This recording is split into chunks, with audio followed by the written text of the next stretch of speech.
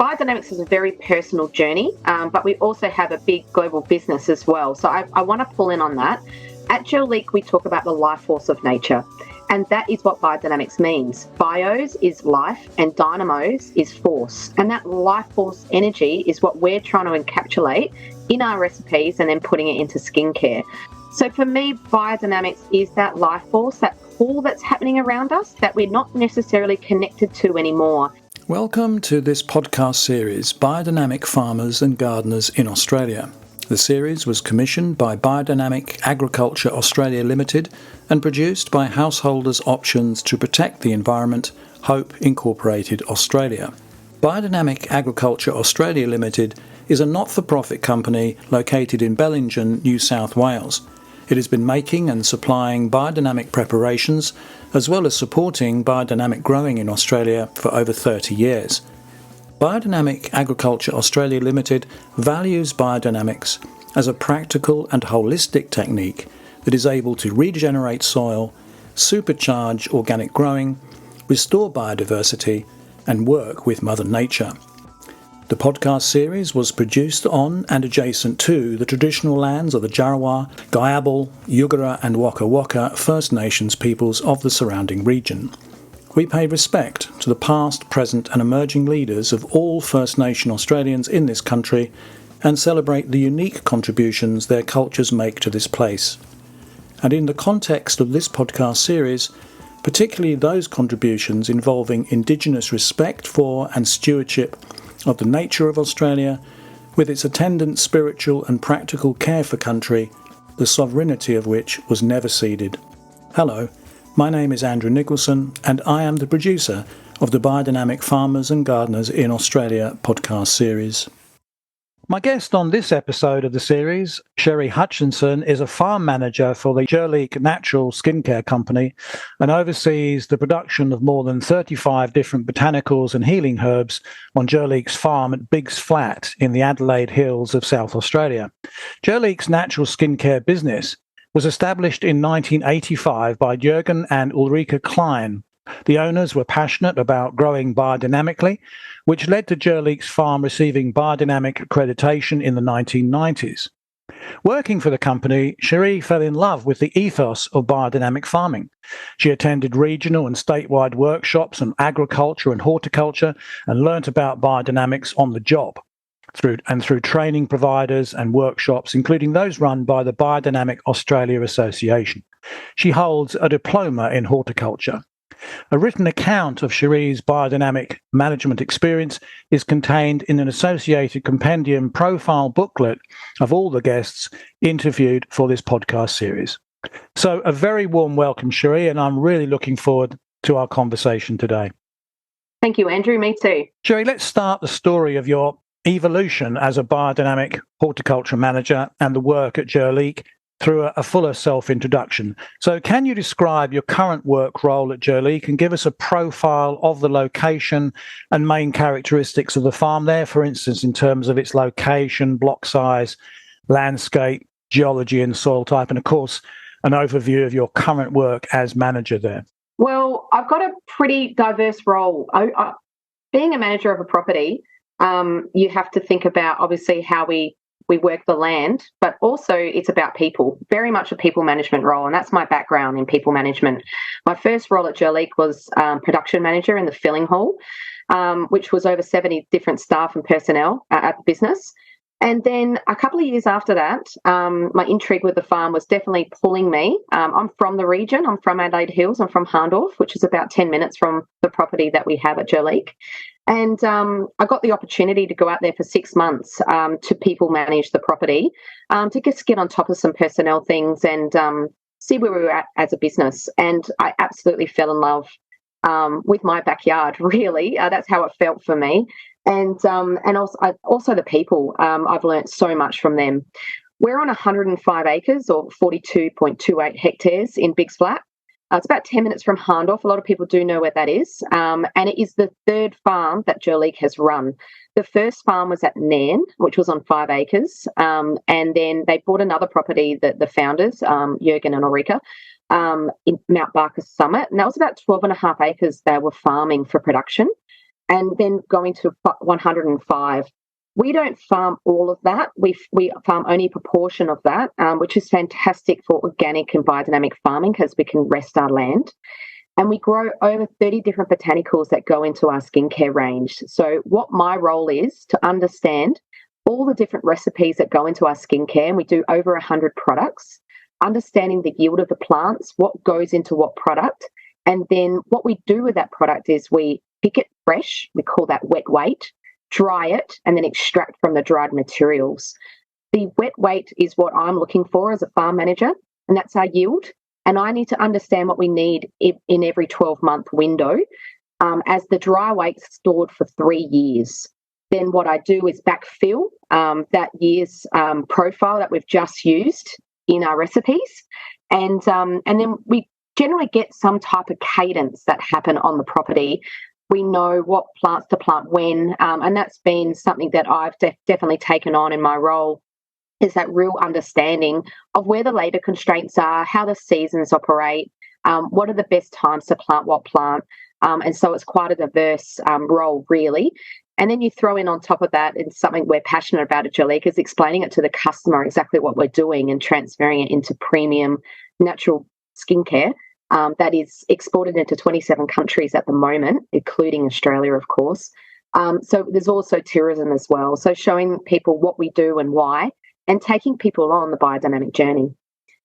We've got quite a hot summer here. Generally, our usual seasons, and I do chuff a little bit because in the last 10 years, I've seen the wettest season in history and the driest. And this year is looking like quite a traditional year with a more warmer spring. And last year, we didn't have spring. We had winter and then summer. It rained from pretty much the 1st of May to the 1st of December. So, look, biodynamics is a bit like that, right? You've got to work with what Mother Nature is giving you. So our hot summers are perfect for our roses, and then we've got our cool, wet winters, and generally our waterfall starts on Anzac Day or roundabouts, and then we generally have our rain turned off at this time of year, and then we have that nice dry summer, which is what our botanicals are looking for. We mostly grow Mediterranean crops at the property as well. So that's just a brief overview of what we can do, and I can deep dive into lots here, Andrew, so I won't keep rambling along. So that's just a bit of an oversight of what the property's like. Well, we will come back to that, in more depth with different aspects, no doubt, because there's a lot to hear. But thank you so much for that overview of how and what you produce. How Jurlique has literally grown, no pun intended, from a smaller start to the current situation, and starting to get a hint there, perhaps, of one of the differentiating features of biodynamics, specifically that intentional focus. I mean, I've heard this term; it's not the one you use, but paying greater attention or intentionality, a much closer, studying of the soil conditions, the seasonality you mentioned there, just being much more aware of that than perhaps, more conventional agricultural models. But perhaps we can come back to that. But let's go to this. Let's go to the nub of this, Cherie. Now in terms of perhaps unpacking this about biodynamics specifically, and a beginning understanding of what this approach to growing things actually entails and what it's all about. So the question here is, from your own perspective in 2023, how would you describe biodynamics? And what are some of the basic principles and benefits of biodynamic methods as they apply to growing Jurlique's botanicals and healing herbs produce? Look, I will talk about Jurlique here because I think biodynamics is a very personal journey, but we also have a big global business as well. So I want to pull in on that. At Jurlique, we talk about the life force of nature, and that is what biodynamics means. Bios is life and dynamos is force, and that life force energy is what we're trying to encapsulate in our recipes and then putting it into skincare.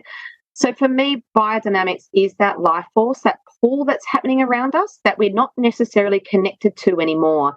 And in 2023, and in particular the last couple of years after the pandemic, we've had to literally slow down and really reconnect with our gardens. And I don't know if it's the same for you, Andrew, but nurseries in the region are often selling out. So a lot of people are getting back connected with our gardens. Regenerative agriculture, permaculture, sustainable agriculture, biodynamics, I mean, they're all a bit the same when you think about putting more back into the soil, treating the soil with the utmost care. But for me, biodynamics is another step again, and it's a real spiritual and it's a feeling. It's a real connection to what you do and how you do it. And it isn't something you can just do in 1 year. It takes time. I'm very fortunate. This is my 10th season at Jurlique Farm. So I've seen such an array of different seasons. And leaning on biodynamics is that sense of knowing that we will be okay, to work with the cadence and the flow of nature, to look at that spiritual angle, and we talk about the cosmic influences, which I'm more than happy to delve into, and the moon rhythm pool of water. But also it's that feeling, that sense of understanding your property in a deeper sense. And we've got pockets on the property on 105 acres that differentiate in terms of seasonal conditions. -5 it'll get on the flats, on the property in the valley floor, and then on top of the property you might not even see the frost yet. So even in itself on your own land you can see differences and changes, and the same again with soil. So look, it's a big, deep journey, but one that I definitely encourage people to get involved with. Again, just starting to hear, Cherie, thanks for that. Some echoes there of that much more closer attention being paid, differentiation even across the property. One size does not fit all is the sort of take-home layperson I'm hearing here. And I know that, for instance, that focus goes down below the soil as opposed to just above it, in terms of landscape, but underneath the soil, the actual soil bacterial communities, the organic matter, which is of a crucial issue there. I know that, you'll say something about that, the increase in the organic matter, or humus content of the soil, which is one of the really key components of its health. But look, let's start to move on again. And I suppose you've already sort of prefigured it there in a way, as talking about how this way of doing stuff and growing stuff differs to standard approaches. So the question is, do you have any more views on how the biodynamic practice principles you've described contrast to more conventional growing methods in your sector of horticultural management? We actually are very reliant on Rudolf Steiner's original inputs. So I'll go right into the depths of what we do. So we make all our own inputs on the property. We collate cow manure. We do the horn manure 501. We do the 500 spray. We do the inputs that go into our compost. We rinrow our compost. We do about 200 tonne of compost a season. So we are very traditional when it comes to the inputs. I think that's in itself a whole thing to talk about. But then on top of it is the timing of when we do things. And that is really critical and different to conventional. So we are looking at the moon rhythm and the moon pool of water, planting on a descending moon when the water is quite high in the soil profile, and bringing in that spiritual, that cosmic influence on the type of plant we're planting. Now, that is 100% what Jurlique Farm does. We don't differentiate between, under that. We hit the mark every time we plant. And that is really important for us as a business. When it comes to harvesting, we have to flex because we don't work till midnight. We don't work the weekends. So they have to have a little bit of flexibility around harvest because Mother Nature might be raining and it's a great day to harvest, but we don't want to be picking wet petals and then they go mouldy. So there are some things you have to be flexible on. But with planting, that is crucial. It's crucial to the uptake of the root, ensuring that the plant is really strong.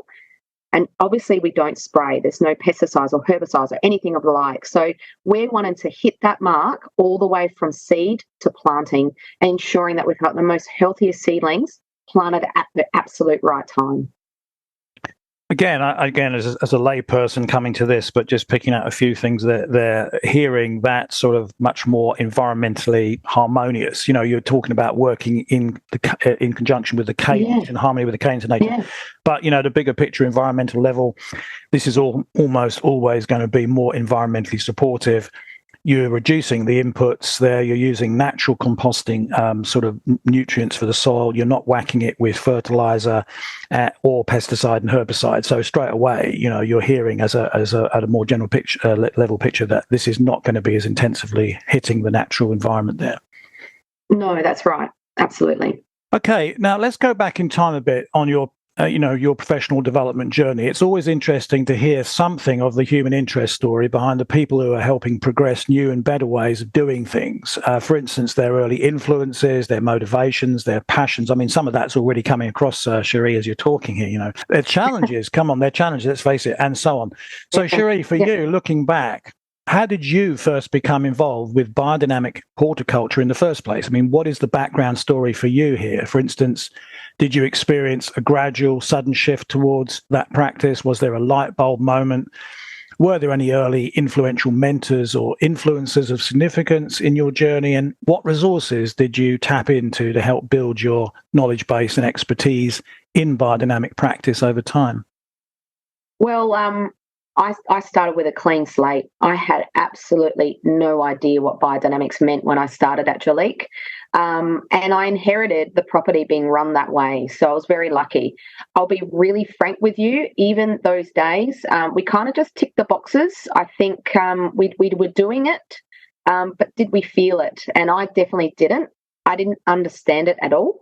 And hence why I reached out to industry. I reached out to different growers, and I started to lean on connecting it on a deeper sense for myself, explaining it to the customer. I wasn't connecting. I just didn't understand it.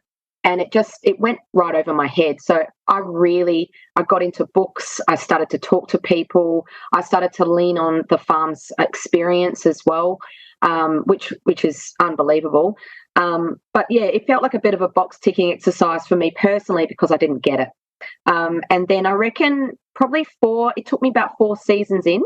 Now, Andrew, I've got another thing to say. I actually had 2 children when I've been at Jurlique, so I've been pregnant on the property with 2 of my kids. So I had to slow down. I really did. And that gave me an opportunity to really have a bit of a better think about why we were doing what we were doing. Jurlique is a holistic beauty brand. What does that mean? And I think you'll find a lot of businesses out there now talk about sustainability, talk about natural ingredients, but we're growing it. It's so much deeper than that. To see the way we do it and to see the outcome is absolutely phenomenal. And then on top of it, feeling it too, absolutely slowing down and having an understanding of why you're doing what you're doing, I think was really important to me. I often learn a lot, even talking to other people and delivering what we do at Biodynamics, and then they'll say, "Oh, my grandma used to do that way, particularly tomato plants, and they'd rotate their garden a certain way, and they'd put on all sorts of different." Inputs and then you go, oh, well, that makes a little bit of sense, and so it kind of just delved, and it was a layering over years and years and years, but it took me 4 years to really understand it. Very interesting to hear, how you, as a clean skin, for want of a better term, came into this field, Yeah. Pun intended. But that aspect of it creating, amongst other things, in you, because of your need to actually grapple with what this was all about, a personal self-reflection, not just in terms of that professional space, and I've heard this from other guests already in this series. There is an aspect to this. There's a lot more, possibly it goes on in each time that people are going into some new innovative practice, but it seems, that there's been some thought going in, some self-reflection and recalibration of approaches. So perhaps we might hear a bit more about that. But look, let's come back now to 2023 and, come right to the present and tell us more. You started telling us about this, the actual processes you use on the farm. Tell us more now about those biodynamic techniques you're using on the farm and the beneficial impacts they've had on the landscape. You started to point to this, the landscape, the soil, the flora, the fauna on your property. Tell us more about that, because I think this is one of the selling points of biodynamic agriculture. It produces healthier, more nutritious or plant active stuff, but it's also beneficial for the landscape. It's a more sustainable agricultural practice. So tell us more about all of that in terms of what you do on your farm there. Well, we can break it down right at the start. And I think the first thing that I got my hands into was Hormanure 500. So filling cow horns with cow manure. We're really lucky. We've got some really good industry around us that farm organic and biodynamic, so we can lean on that for our inputs. So making that by hand and seeing the outcome, that in itself was a journey. Then going into the 501 and the quartz crystal spray, we actually buy in the grounded quartz crystal from the Biodynamic Agriculture Australia industry. It's a bit too dangerous for us to grind at the property, and we don't have the right equipment. And then the other one would be talking about the life flow stirring. That was a really interesting journey as well. I think my first journeys was stirring the 500 by hand, as opposed to using more of a water feature like a life flow, if you've seen that before, and connecting with that. And I did that with industry initially, but then I did it by myself. And I think that was really interesting to actually transfer your energy when you're stirring, and thinking about what you're about to do. Doing in front of an audience is one thing. Doing it by yourself is a completely different thing, and almost meditating when you're doing that. So we do that as well. Look, we do 400 litres every time we go out. So we do have to lean on that. But when we're training people, we do like to use as much as we can our hands. And then the inputs that go into our compost. Look, there is 8, 9, 10, depends on the day and what we're actually doing, but we do a lot. But we do it in rhythms, and we try to use it all up, and we take about 2 years to use all of our inputs, and then we go again. Again, Adelaide Hills is really rich in industry. We've got organic farmers that we can lean on for getting into the gory bits of biodynamics, is using stag bladders and cow intestines and things like that. So we can get that quite easily, which we're really lucky. So then we know the growers and the people that have those animals, and how that all transpires as well. So look, it's a real deep level. And then we're a big industry. Jurlique is a big industry. So then we've got work instructions. So we actually break down how we do it. Reading a book is one thing, but actually, how to facilitate making the inputs is really interesting as well.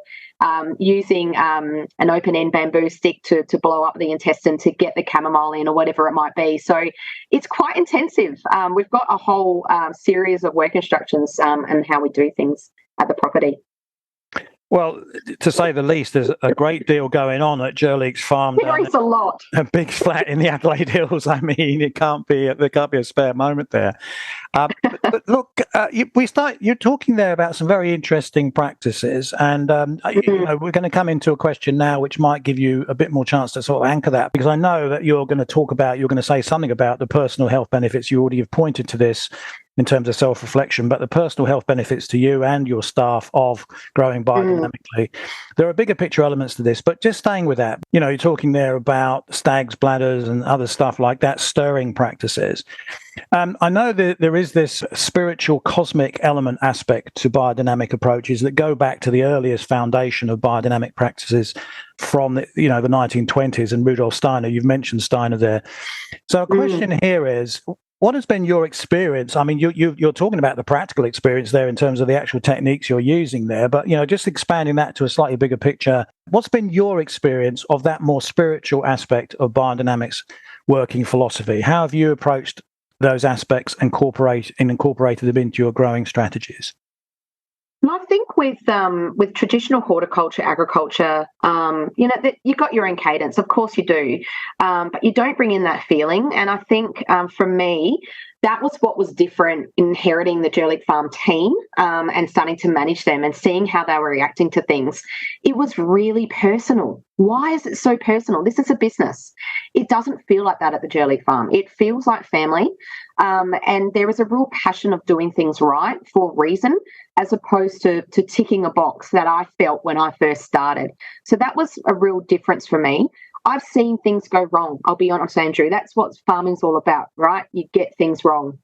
I in particular remember us planting our marjoram on a flower day accidentally, and it flowered all season. We could not get any leaf off the plant. So there's some unusual things that can happen in biodynamics, and that was one of the first ones that I saw that really triggered, well, hang on, why did that happen, and what was off that day? And it is about that energy and that balance that property gives you, and looking under your feet, of course, at the soil, but also above you as well. So I think that sense of the characters that work on the property And that deeper sense of what they were doing was really, really different to working in a production facility or people managing in my past history. It was personal, and that really shone really early on for me. I don't know if I've answered your question. I think I've rattled around there. No, well, I mean, as you implied before, we could spend several episodes on this. It's a very big subject, biodynamics, isn't it? And we're just going to nibble around the edges here. But yeah, sure. Interesting you're talking about that, just as we come onto the challenges, because I was going to ask you specifically about that. But I'm taking a sort of theme out of this, that if you don't, I suppose, work within the cadences, within the seasonality of the growing cycle, then perhaps things aren't going to turn out as well as they otherwise might. So you're pointing to that, yeah? Yeah, absolutely. Let's just now, shift the focus to the future, what the future holds for your managerial role. You're on that very successful farm there down in the Adelaide Hills. For instance, do you have any exciting projects in the pipeline? And what's your future vision, perhaps over the next 2 to 10 years, for how the farm's going to go, and perhaps biodynamic horticulture practice more generally? Yeah, I think for me, I'm really thinking about land usage and how much we're spread out on the property. We grew and grew and grew, and we expanded the property. But what comes with that is a complexity around managing people at distance. It felt like you came to the property, you couldn't really see what we were doing. So it was that as well. So my recent journey, and we're going to push on this in the next couple of years, is that leaner farming approach whilst also delving into biodynamics. Look, that's a staple. That is just happening every day. But how can we get things done better? So I'll give you an example. So we've got quite a number of roses on our property. Roses are fantastic at softening and hydrating the skin. I don't know if you know that. So that's what we use our petals for. And we do around a ton of rose petals a season. So that was spread out on 2 kilometres worth of roses, 2 kilometres, which is quite a lot to brush cut. So we're looking at reducing that footprint, planting our roses a little bit more densely, and looking after the minimum to actually get to that. So in past history, we'd plant all we could, we'd max it out, we'd brush cut, we wouldn't mulch, we'd do biodynamics, kind of tick the box there, but we weren't really delving into stuff, sitting in the full sun all day. They had to walk a long distance from the toilets. They had to use the cars, they had to use the tractors. That sustainability messages that we're always talking about in business now. Jurlique has always been that, but how can we, sharpen the pencil, so to say, reduce the amount of times we need to use our vehicles, reduce the amount of times we need to till our land, and break down each individual crop. And I'm using the roses in particular because that's one we've just completed. So now we're only on 1.5 kilometres as opposed to 2, which might not seem like a huge difference, but it is when you think about over a tonne of petal we're producing in 1.5 kilometres as opposed. And I'm saying kilometres on for a reason, because we've got to walk it, and you've got to pick that. So you've got to think about the staff health, their well-being, their body, and also, if we're brush cutting, so now we're looking more into mulching, what equipment we can use also. We do have to come along the times. You just can't throw a shovel at anything. You also have to think about people's well-being as well. So I think for me, it's continuing that journey and breaking down each individual crop and getting as lean as possible, while also the ethos of our property is always and always will be biodynamic. So that's just always just going to tick along. I think if anything, bring on the greater team at Jurlique, as well as the farm. We've got over 150 people that work for Jurlique in the Adelaide Hills and only 16 at the farm. The most people that work at Jurlique are at our beauty plant in Mount Barker. So bring them on the journey and get them to connect more with what we're actually doing, because I think that transfers onto the end product. And the end product for us happens to be really pretty, happens to be a hand cream, happens to be a face lotion. So I think if we can get that right, lean into our past to look into our future, I think we've got another 40 years ahead of us, easy. Well, very interesting, Cherie. Perhaps we can come back in 10 years' time, say, to re-interview you on some of these ideas and predictions and see how it panned out. But, I'm hearing that you're very successful by definition. You're a very successful model, your biodynamic growing model down there. You're extending that quite clearly, for obvious reasons. It works well. I'm also hearing, though, that aspect of the social side of this, your concern for your staff, and it seems to sit quite well. That holistic, more intentional, closer attention to the growing process, the cadences of nature, the soil health, and all that seems to sit quite well with the concern and attention to the well-being of staff. So perhaps the well-being of the property, the well-being of staff, no need to overwork, work like a dog or whatever, might be the... No. Would you say that's true? Yeah, no. Oh, absolutely. I think the industry overall has changed. You can't just throw people at things anymore. Looking at equipment that can be better designed. But also that leaner farming approach means that we're not picking as many and not walking as much. Little things go a long way, introducing a physio program, understanding those cadences that come with biodynamics happens to us as people as well. So the mental health and well-being of staff wasn't talked about 5 years ago like it is today. So that is a really important thing for me. And on my personal journey, and I think you were alluding to asking me this question as well, I've gone through a lot of turmoil in my life, even being at Jurlique, having children, but also having a separation in my personal life. I mean, I was the lowest of low I've ever been, and I lent on the property, lent on the farm, lent on the people, and we lean on in one another to build each other's mental health up. And it's a real journey, and that... I don't know if people in culture like me saying this, but it is like a family, right? You look after one another, and the same goes for farm as well. You look after the plants, they look after you. So it's a bit like that as well. Great to hear all that, Cherie. And as we come to round off this wonderful interview, let's just start now to sort of chunk down and condense. Next question, do you have a short take-home message? You've covered a lot of ground there, again, no pun intended, for listeners, but perhaps a few sentences or something which could help distill your ideas, reinforce what you've been talking about today in terms of that whole biodynamic approach to growing at Jurlique. Yeah, look, you can do it in a pot. You can do it in a small courtyard. You don't have to have a big property to do some of these things. And I like to use a tomato plant because a lot of people grow tomatoes at home. And I think look at your tomato area that you grow at home like a square. One corner that you're going to grow the tomato plants one year. The other corners you might put some kind of bean or a faba bean or a pea, so a legume there. One corner to rest, and you just rotate that square at home. That's a great way to get started.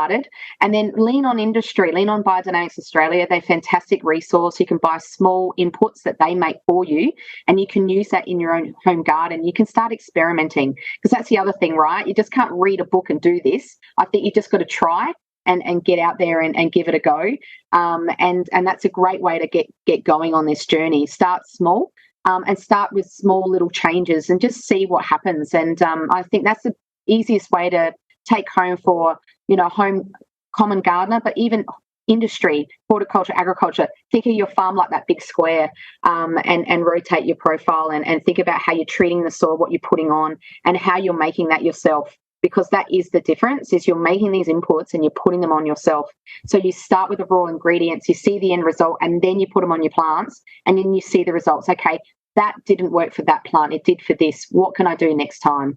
And it's bringing on your kitchen scraps. It's making your worm juices. It's all sorts of different things that you do in a home garden, but bring on that biodynamic ethos, which is break it down in that more holistic approach and that balance, and then jot down when you did everything, make that big mud back. Think about each quarter or whatever season you have in your region, and what's the key, what day do I usually grow my tomatoes and why? Can I lean on the descending moon when the water profile's high and it's a fruit day? And just, tinker. I think that's the best thing I can give anybody, is just have a tinker, have a go. Again, really interesting to hear this. The personal touch, this is what I'm taking from this little segment here, personal touch, experimentation, but in a closely observed cycle of growing. But it's scalable. It's scalable downwards, unlike industrial scale agriculture. You can do this on a garden patch scale. You can do it at a Jurlique farm scale. Presumably, you could do it even at a greater, scale beyond that. And we'll put some resources into the show notes. So we'll link to some of the, information that you've talked about there. Okay, Cherie, and the very, very last question to you today, after that fantastic, sort of demonstration of and discussion of some of the benefits, again, of biodynamic practice. Do you have any more advice? You've already started giving it in that last section, but do you have any more advice for listeners who might want to find out more about biodynamic methods generally, or for existing growers who are thinking about going down that biodynamic route? Where could or should they start? Well, I personally have used Biodynamic Australia Association bar. I found that fantastic. I've been to some of their workshops as well. So I didn't go in blindly. I kind of did a little bit of reading initially. So I picked up some of the older books.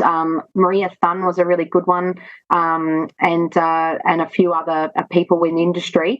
And then I picked them up again once I got to learn a little bit more. Geez, that's an eye-opener. I don't even know if I read it properly the first time around. So I think, leaning in on some of those books, some literature, going to some workshops, going to the association and asking some questions, and then doing it again, I think that's probably a big take-home for me. It sounded like a googly gop. And then when I read it again, it made perfect sense. So it's interesting how once you start doing these things, things start falling into place and making a bit of sense. Very interesting. You don't know what you don't know, but when you do know something, then you can anchor new knowledge, but even going back to existing knowledge, which makes more sense the second time round, something like that. Oh, and especially the spiritual stuff. So that feeling that came through the books, I did not understand. It wasn't until I got my hands dirty, was doing it myself, seeing the team activate a lot of these inputs, and then seeing the results and then reading it again. Oh, man, that's when it started to really kick in for me. So that was a big take home. So that, that linking of practice and theory, that very pragmatic linkage. And we're going to put some links to these various resources that you've mentioned into the show notes. You mentioned that association. There's also, of course, the Biodynamic Agriculture Australia Limited, and that's actually been behind supporting this podcast. So we'll put all that in the show notes. But I think now it's just wrap-up time. Look, some of the very quick things I've taken from this very rich interview: working with the seasons and the cadence of nature, paying close attention to your homegrown methods of natural composting and inputs to the land that, is environmentally protective and reduces the environmental footprint compared to other forms of agriculture.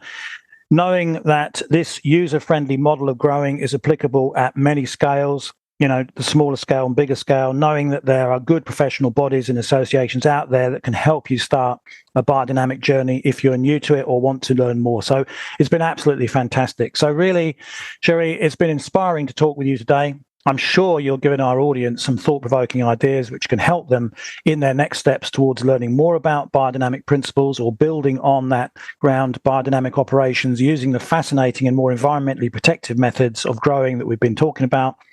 As with our other podcast series guests, your unique story today has helped illustrate the general importance of biodynamic methods in their potential to regenerate the biological health of soil, supercharge organic growing, restore biodiversity, and work in harmony with Mother Nature. So what's not to like about that? But now, Cherie, exactly. But now, Cherie, sadly, it's time to say goodbye. And I was almost thinking there's a pop-up sort of tune there. But seriously, on behalf of both the podcast production and support organisations which made this podcast possible, that is Householders Options to Protect the Environment, Hope Incorporated Australia, and Biodynamic Agriculture Australia Limited, I want to thank you so very, very much for our conversation today. Thank you very much, Andrew. You've been listening to an episode in the podcast series Biodynamic Farmers and Gardeners in Australia. The series was produced by Householders Options to Protect the Environment, Hope Incorporated Australia, with the generous funding support of Biodynamic Agriculture Australia Limited. It has been a pleasure to help raise awareness of some of the environmentally protective values of biodynamic growing practice in its ability to regenerate the biological health of soil, supercharge organic growing, restore biodiversity, and work in harmony with Mother Nature. Please consult the episode show notes for possible follow-up material on topics discussed in interview and any relevant contact details should you wish to respond to anything you have heard. And if you enjoyed the episode, please consider promoting it across your networks and giving it a positive rating in your preferred podcast app. You can also give us feedback via the short 5-minute online survey using the link also available in the show notes. My name is Andrew Nicholson, producer of the series, and thank you for listening.